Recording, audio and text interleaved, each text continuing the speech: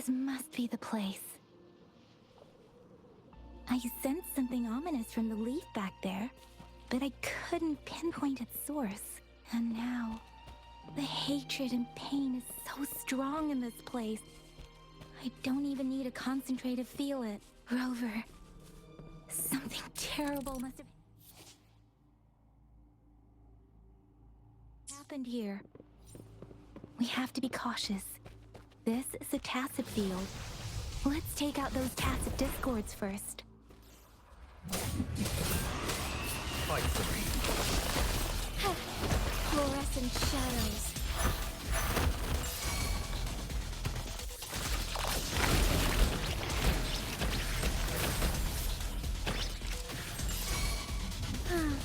Embrace the change.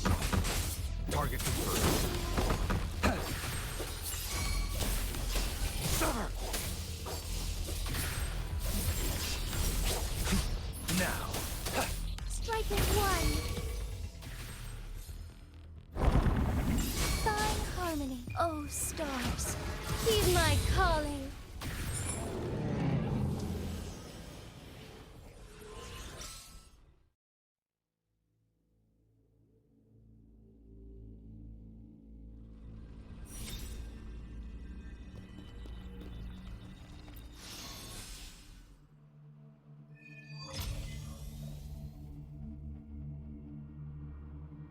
I think I found something, Rover.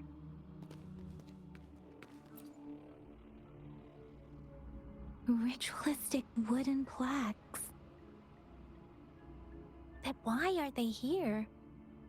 These plaques are usually placed in ancestral shrines. They seem to belong to a different time. I remember reading about something like this. People held large-scale ancient rituals periodically in their villages, driven by certain beliefs. I see. Let's check somewhere else.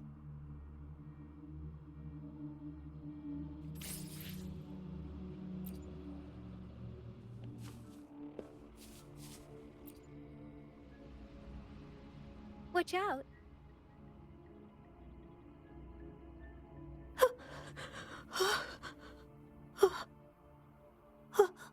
Something's not right.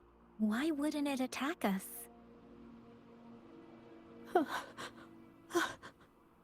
Brother. Help. Help. Brother. Brother. Help. Help. Help. Help. It seems to only repeat these lines. This is not a common tacit discord. Tacit discords attack other living beings because they need to feed on those frequencies to make themselves whole again. When frequencies are scattered and recombined, a new tacit discord is born. This one probably devoured the frequencies of humans, turning the last bits of a human's consciousness into such monotonous mumbles. Are these words the last cries of someone innocent? Who is behind this twisted plot?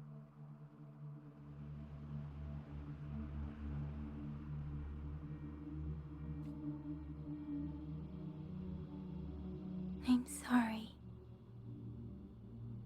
No, that's beyond my ability. I just sensed some complex feelings from it.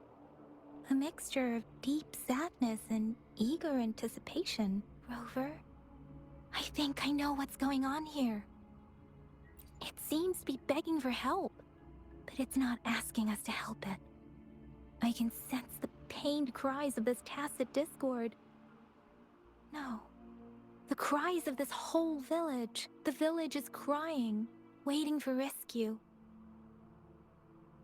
Something truly awful must have happened here, and the victims' reverberations still linger. Based on the evidence we've found and the condition of these ruins, that didn't happen all too long ago. I can still feel it in the streams. Perhaps the tacit field has kept this village from being discovered. Or maybe someone has been intentionally concealing it. Anyway, there must be something we can do. We may find the victims nearby. I can feel someone connected to what happened here is still close. This place is dangerous. I'll inform Chuzia about what happened here. Can we continue our search before the official investigators arrive? Sorry, I know it doesn't sound very convincing. It's just a hunch of mine, and I don't have any evidence to back it up.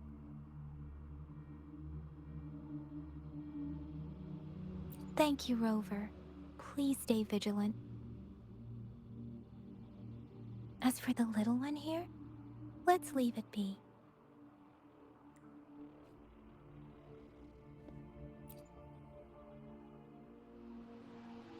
The area is a mess, but it doesn't look like a war zone. Someone was hurt and dragged away. Look, there are many footprints here. These are traces left by a fight. Someone was injured. These cards. I see. The Fraxidus is likely behind it all. The Fraxidus? Yes. I don't know much about the Fraxidus, but as an outrider, I've worked on related cases. It's a group of extremists obsessed with fusing humans with tacit discords. They've caused terror attacks of various scales around the world. Fusing humans and tacit discords. We've seen signs of their presence in Jinzhou, left by lower-ranked members called artificers. Above the artificers are the overseers, leaders with eerie abilities and unknown intentions. They pose a far bigger threat. No one knows their true intentions. Some members speak of world destruction, while others claim they seek eternal power. And there is one particularly insane overseer. He's crazy even by Fraxidus standards. A man who sees no order and revels in destruction. I've seen similar cards in the physical evidence file of the Fraxidus-related cases. They belong to this one overseer I'm talking about. They call him Scar. If he's responsible for what happened to these villagers, who knows what kind of cruel and twisted atrocities he's capable of?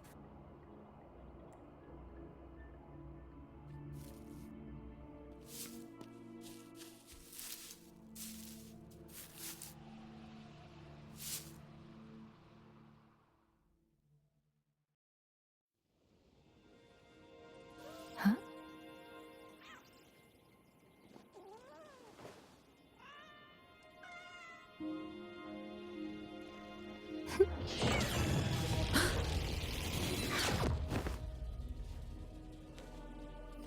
Guess you won't need my self-introduction. Oh, I spent so much time on it.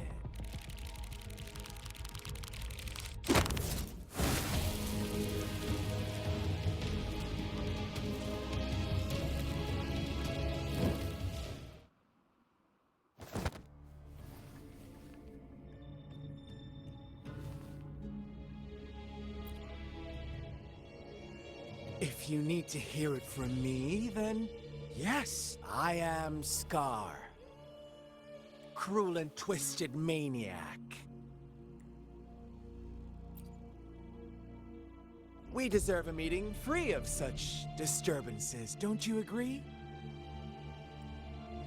The girl, she's gonna sway your judgment.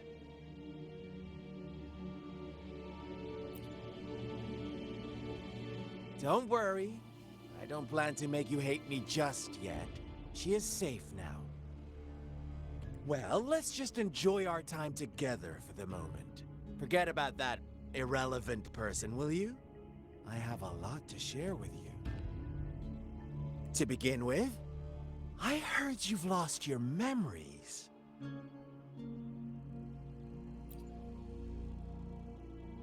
So, it's true.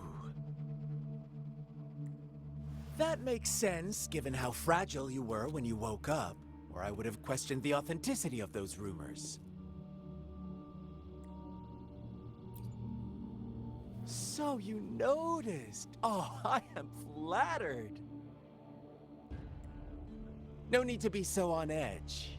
By now, you should have realized I'm just one of the onlookers. But out of all the onlookers, I'm the only one who came forward to meet you with absolute honesty. Before you knew anything about this world, you were already the center of conflict. You are the unknown variable we've been waiting for. Forces have been fighting for possession over you.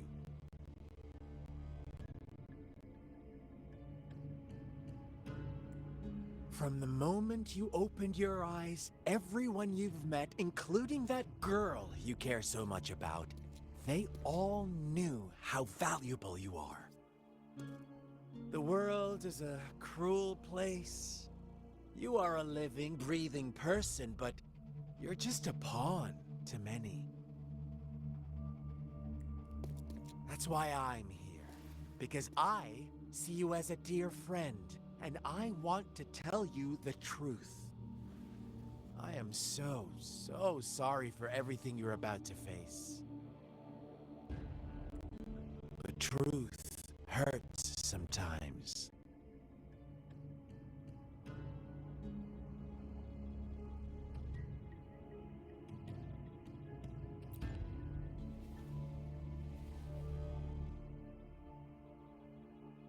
I know you are not one I can sway with simple words.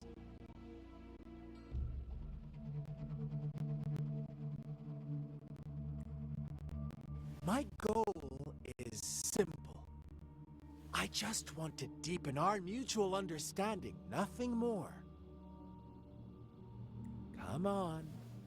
Observe the surroundings a little more and tell me what you see. As you learn more about this world, your true desires will surface, and our little game will become even more entertaining. And before that, I don't want anyone to disturb my precious alone time with you. That's all. Why do you have to assume we are the culprits? Maybe you should be asking me what actually happened here. I won't tell you everything just yet. That's too boring. As I said, why don't you take a look around and see for yourself? So go ahead. What do you see?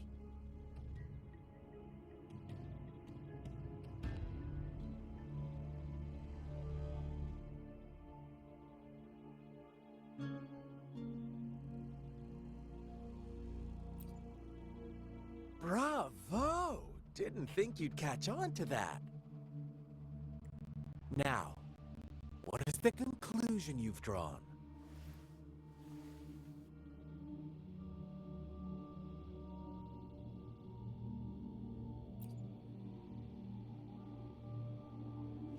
I see you don't really trust those villagers.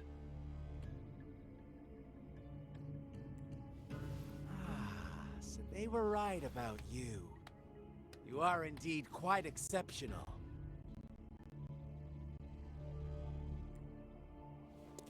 I like it.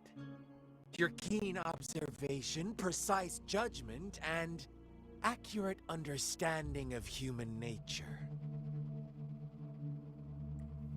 Let me give you a couple more tips.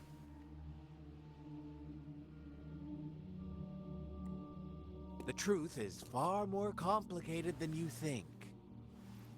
First, who are the players in our tale? An innocent girl, a revered leader, and a flock of simple villagers. Next, what makes up our main plot? False devotion, fleeting kindness, collective deceit, senseless killings, and the one vulnerable soul pushed onto a path of destruction by the masses. Now, Rover, the story is yours to spin. I'm eager to hear your version after you've learned more.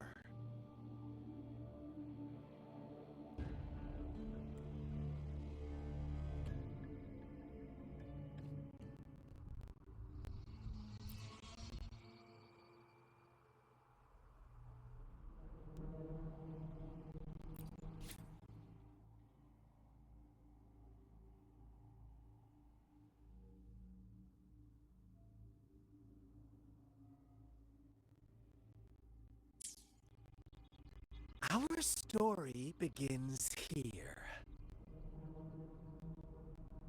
Once upon a time, in a peaceful village, lived a flock of carefree lambs. In the day, they toiled for food, and when evening fell, they sought refuge from the looming threat of wolves. Fables. Stories told and retold through the ages. The ancient art of conveying hidden truths through fiction. But they always draw from real life, don't they? The same story gets told by many, and each person brings their own spin, their own focus. Whatever you learn from it is just one of countless different interpretations. Like us now, caught in a carefully crafted plotline, a scheme I had no hand in. This village marks the beginning of my story with Jinzhou. So that magistrate led you here to meet me. Such a clever move on her part.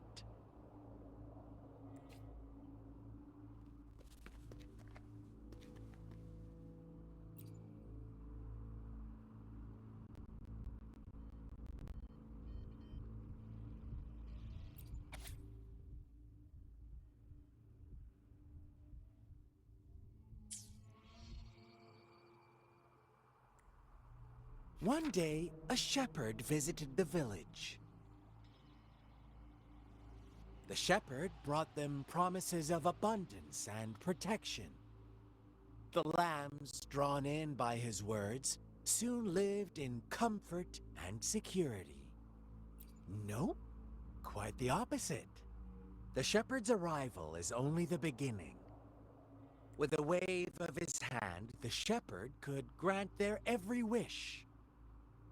His flock obeyed, bowing their heads, pleading for better food and shelter. They no longer had to struggle for survival, as their once meager lives were replaced with endless luxury. The flock worshipped their shepherd-turned-god, praising him and holding him in the highest regard. What's wrong? Does my story make you uncomfortable?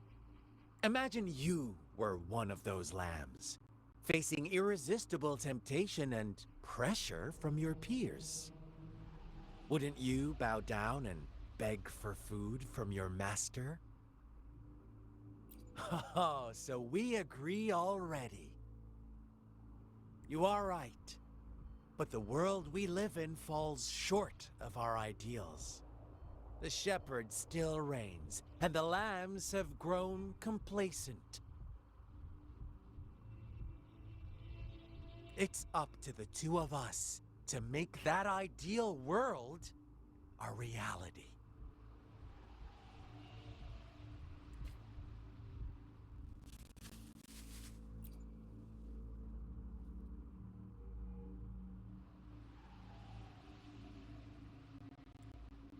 The lambs reveled in endless bonfire parties, celebrating their new god every night, except the one little black lamb.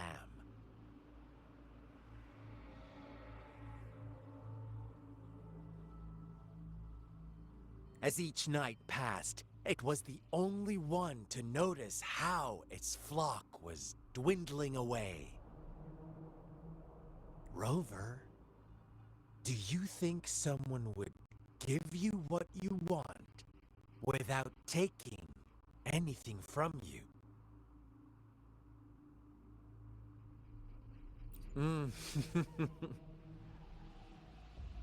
I once believed that too. Thought as long as I paid a high enough price, I could get my desired outcome. But true equality is scarce, always has been. The world was never a fair place, wouldn't you agree? To receive equal retribution, one must give more, and more, and more. When every wish comes with a hefty price, people weigh their options carefully. When they can make someone else bear the price, they all rush to make more wishes. They don't consider they too may one day pay for another's selfish desire. Funny, isn't it?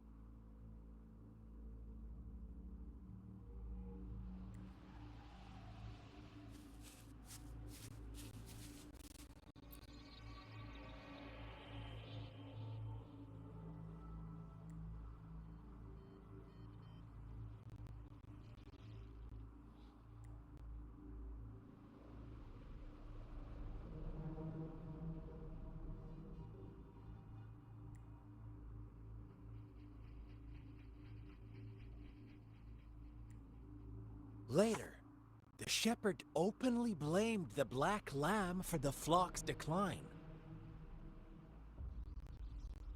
On the next day, the white lambs welcomed the rising sun as usual, but the black lamb was nowhere to be found. The shepherd introduced an unspoken rule to this village, one that our black lamb violated by telling the truth. Suddenly, the once doting god stopped fulfilling wishes, because no more sacrifices were being made. After witnessing the black lamb's actions and hearing from their almighty shepherd, what do you suppose the white lambs did? Ah, those oblivious lambs. Little did they know the most fearsome demon was right under their noses.